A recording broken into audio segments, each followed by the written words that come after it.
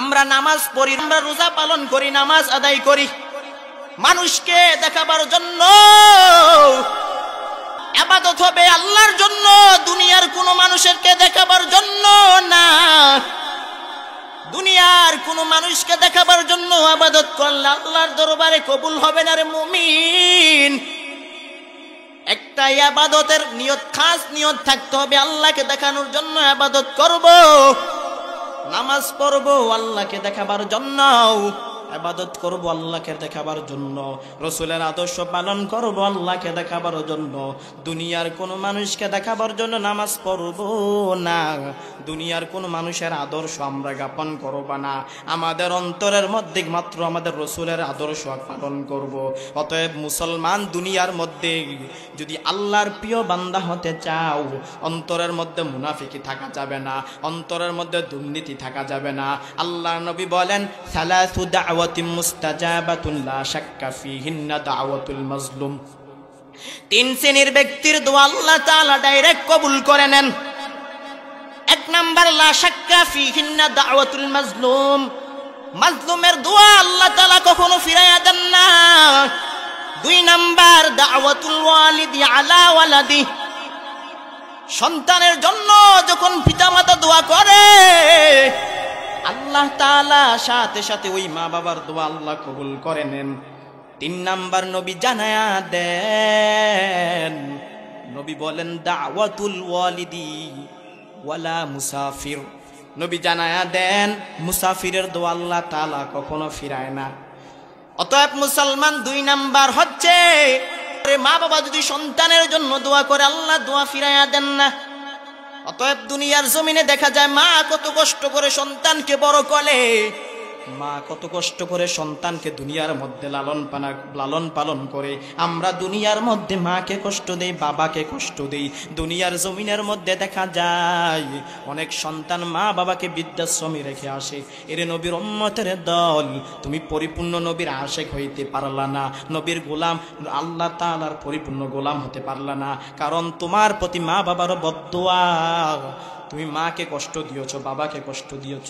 যেই মা না খাইয়া তোমাকে বড় করলেন, 10 মাস মা গর্ভের মধ্যে নিলেন, ওই মাকে তুমি কষ্ট দাও, ওই বাবাকে তুমি কষ্ট দাও।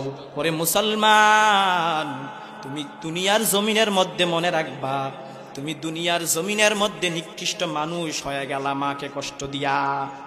মায়ের এক ধার দুধের দাম কাটিয়া গায়ের চাম, পাপ পশবা নাইল ঋণের শোধ হবে না। এমন দরদি ভবে কেউ হবে না আমার মা গো, ঠিক না? মায়ের এক ধার দুধের দাম কাটিয়া গায়ের চাম, পাপ পশবা নাইল ঋণের শোধ হবে না। এমন দরদি ভবে কেউ হবে না আমার মা গো। অতএব মুসলমান, দুনিয়ার মধ্যে আল্লাহ তাআলার প্রিয় বান্দা হতে হলে মাকে কষ্ট দেওয়া যাবে না, বাবাকে কষ্ট দেওয়া যাবে না।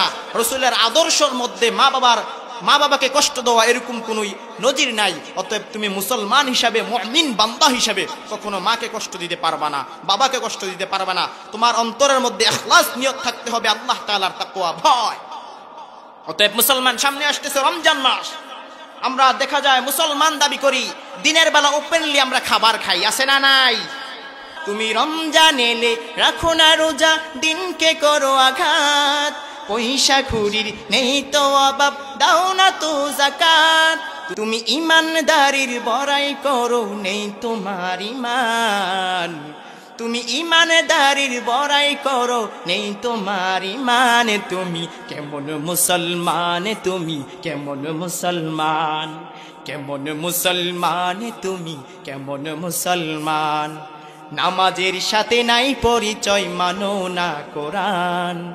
নামাজের সাথে নাই পরিচয়, মানো না কোরআন। তুমি কেমন মুসলমান, তুমি কেমন মুসলমান। তুমি নবীর উম্মত দাবি করো, সুন্নাহ মানো না। নবীর অপমানে তোমার হৃদয় কাঁদে না। তুমি নবীর উম্মত দাবি করো সুন্নাহ মানো না, নবীর অপমানে তোমার হৃদয় কাঁদে না। আছে না নাই? আমার রাসূলকে অপমান করে মুমিন বান্দা আমরা দাবি করি, আমাদের অন্তরের মধ্যে আগুন জ্বলে না? আছে না নাই? তুমি নবীর উম্মত দাবি করো সুন্নাহ মানো না, নবীর অপমানে তোমার হৃদয় কাঁদে না। তুমি বিজাতীয় সংস্কৃতিতে সপেছ পরাণ, তুমি কেমন মুসলমান, তুমি কেমন মুসলমান, কেমন মুসলমান, তুমি কেমন মুসলমান। নামাজের সাথে নাই পরিচয়, মানো না কোরআন, নামাজের সাথে নাই পরিচয়, মানো না কোরআন। তুমি কেমন মুসলমান, তুমি কেমন মুসলমান। অতএব মুসলমান দুনিয়ার জমিনের মধ্যে মুসলমান দাবি করতে হলে মুসলমানের বিধানগুলা, আল্লাহ তাআলার দেওয়া ফরজ ইবাদতগুলা, রাসূলের দেওয়া আদর্শগুলা আমার আপনার অন্তরের মধ্যে জ্ঞাপন করতে হবে। তাহলে আপনি পরিপূর্ণ মুমিন বান্দা দাবি করতে পারবেন, পরিপূর্ণভাবে রাসূলের আশিক হতে পারবেন। আর যদি আপনার মধ্যে রাসূলের আদর্শ নাই, আপনার মধ্যে আল্লাহ তাআলার বিধান নাই, কোরআনের আইন নাই, ইসলামী আন্দোলন নাই, দুনিয়ার জমিনের মধ্যে আপনি পরিপূর্ণ সফল হতে পারলেন না, আখিরাতেও আপনি সফল হতে পারলেন না। অতএব দুনিয়া ও আখিরাতে সফল হতে হলে রাসূলের আদর্শ আপনার অন্তরের মধ্যে থাকা লাগবে, কোরআনের বিধান, আইন, ইসলামী আন্দোলন আপনার অন্তরের মধ্যে থাকা লাগবে। তাহলে আপনি পরিপূর্ণ মুমিনে কামেল বান্দা হয়ে দুনিয়া থেকে বিদায় হতে পারবেন। আল্লাহ তাআলা আমাদের সবাইকে বুঝার তৌফিক দান করুন। যেই কথাগুলা বললাম কোরআন ও হাদিস অনুযায়ী আমাকে এবং আপনাদেরকে আমল করার তৌফিক দান করুন। সকলে বলি আমিন। আমি ছোট মানুষ, কিছু কথা বলেছি, ছাত্র মানুষ, আমার কথায় যদি কোনো ভুল ত্রুটি হয়ে থাকে আমাকে ক্ষমার দৃষ্টিতে দেখবেন। সবাই আমার জন্য দোয়া করবেন। পড়াশোনা করতেছি, জাস্ট আমার কোনো ইলম কালাম যোগ্যতা নাই, একটু চেষ্টা করতেছি দ্বীনের খেদমত করার জন্য, ইসলামের খেদমত করার জন্য।